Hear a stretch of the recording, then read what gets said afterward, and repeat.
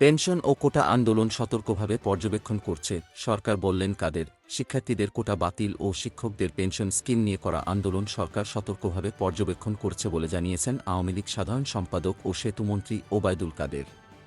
তিনি বলেছেন, শিক্ষার্থীদের কোটা বাতিলের আন্দোলন চলছে, পাশাপাশি পেনশনের বিষয়ে শিক্ষকরা একটা আন্দোলন ও কর্মসূচি পালন করছেন। এই দুটি কর্মসূচি আমরা সতর্কভাবে পর্যবেক্ষণ করছি। মঙ্গলবার ৯ জুলাই দুপুরে ২৩ বঙ্গবন্ধু এভিনিউ আওয়ামী লীগের কার্যালয়ে এক যৌথ সভায় তিনি এসব কথা বলেন।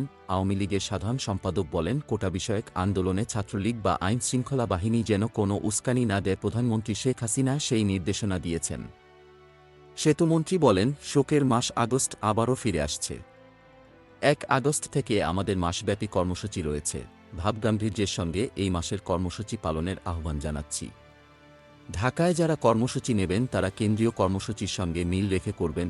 এ সময় আওয়ামী লীগের সভাপতিমণ্ডলীর সদস্য কামরুল ইসলাম, ডাক্তার মোস্তফা জালাল মহিউদ্দিন, যুগ্ম সাধারণ সম্পাদক মাহবুব উল আলম হানিফ, আফম বাহাউদ্দিন নাসিম, ড দীপুমণি, সাংগঠনিক সম্পাদক বি.এম মোজাম্মেল হক, এস.এম কামাল হোসেন, আফজাল হোসেন, সুজিত রায় নন্দী, দফতর সম্পাদক বিপ্লব বড়ুয়া, বিজ্ঞান ও প্রযুক্তি বিষয়ক সম্পাদক ইঞ্জিনিয়ার আব্দুস সবুর, ত্রাণ ও সমাজকল্যাণ বিষয়ক সম্পাদক আমিনুল ইসলাম আমিন, আন্তর্জাতিক বিষয়ক সম্পাদক শাম্মী আহমেদ ও দফতর সম্পাদক শায়েম খান প্রমুখ উপস্থিত ছিলেন।